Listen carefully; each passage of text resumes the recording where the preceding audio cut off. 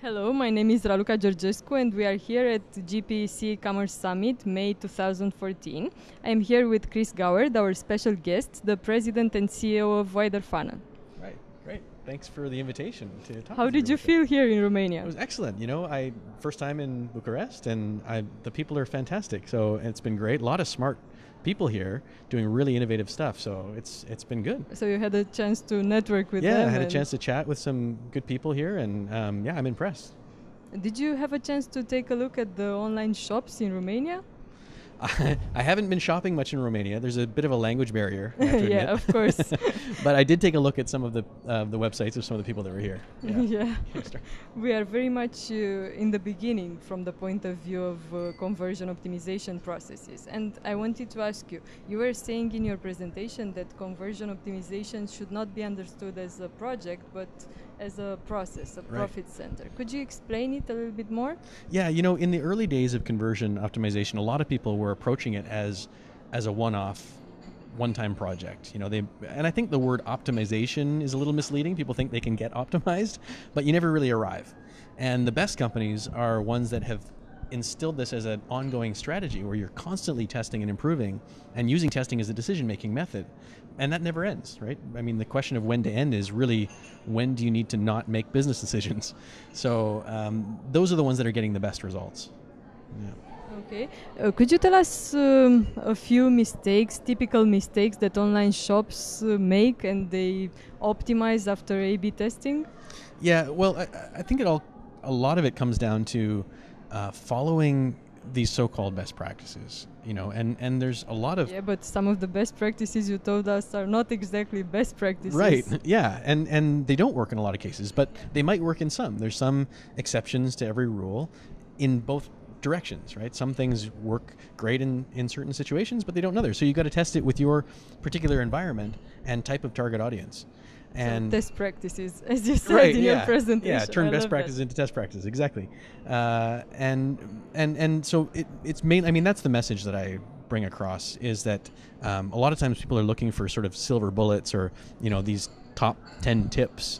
And really the best tips are around how to develop a structure and a process and a strategy, and how to run the right kinds of tests. It's not, the best tips aren't the ones that say, you know, always use this size of a headline font, or always use this button color, or always use, you know, whatever tactic is in question. It's more, how do you approach the question to find the right answer for your business? Because each business is unique. For example, if we have a company that has a limited budget for this optimization process, in which moment of the buy cycle should they test, if they can only test one moment in the buy cycle? Yeah, so I look at the conversion funnel as sort of three general stages. The entry point is the sort of persuasional end, where you've got to present the value proposition clearly and make the pages sticky and get them into the funnel. Then there's the midpoint area where people are, it's the informational stage, where people are browsing around. They think they're in the general area, but they're trying to find the specific product or service they want. And then the transactional end. You know, a lot of people recommend testing at the transactional end, right, in the shopping cart first, because that's where everyone's got to go through. But it's not necessarily where the biggest problems are or biggest opportunities are. So what should the prioritization be? Well, we prioritize based on three factors, and I call it the PI framework, and it's based on potential, importance, and ease. And so looking at the potential improvement in every area is going to be different for every business. Some people will have a terrible cart, some people have terrible product pages, others maybe the category pages are really bad. And so those are the big potential areas. And then importance is how much traffic and revenue does it affect? And then ease is how easy is it to implement technically and politically sometimes, right? And so by looking at all three factors, then specific to that business, you can find out, you know, create a sort of blended metric rating to say, okay, then we can sort all of the opportunities to find out what's most important in this business to prioritize. So that way, it's a fairly simple way of approaching it, but it sort of customizes the prioritization to the business. If we look at mobile commerce, which is trending even in Romania, only a little bit, but it is, yep. How is the conversion optimization process for mobile? Yeah, well, and we've been testing a lot of mobile, especially in the last couple of years, and the process is the same. So approaching the mobile experience from the visitor's perspective, identifying where are the barriers from the conversion factor perspective and where they're going to run into problems.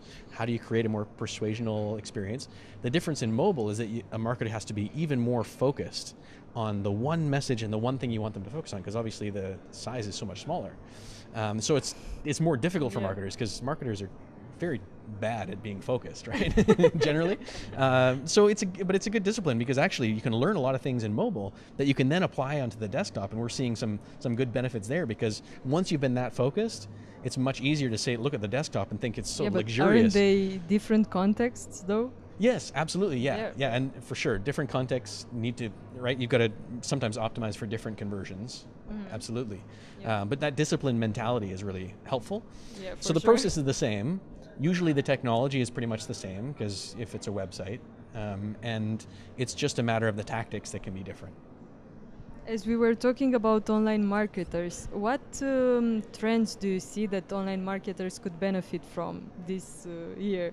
Is it social media still? Is it content marketing? What works best? Yeah, well, I mean, depends again. Yeah, it does for sure. I mean, I think content is continue to be important, but I think content marketing, I see it as being actually one of the biggest challenges to marketers and one of the biggest problems, because marketers feel like we have to compete with so much content that we're pressured to create a volume of content that tends to lower the quality, and people are just under a tsunami of terrible content, and it's really hard to differentiate as well, because everyone's sort of taken the sort of best practice that you've got to create tons of content on a regular basis and an increasing rate.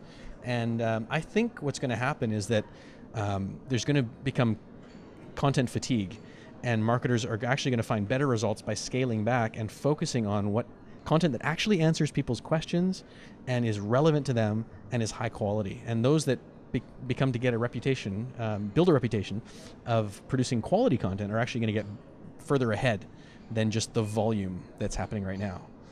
So that's where I see it happening. Yeah, the opportunity. Yeah, the opportunity in content marketing. I think that people are also going to come back to saying that, you know what, and we're already seeing it, there's a lot of pressure on social marketers to prove their value, and not just assume that, not just say it's nice to have. Yeah, like what's the value of a Facebook like?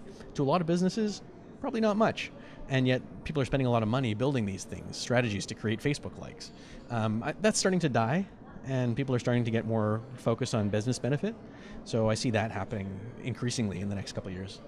Okay, thank you, Chris, and we'll be waiting for you again in Romania soon. Well, I'd love to, so it was a look pleasure. forward to it. Thank you.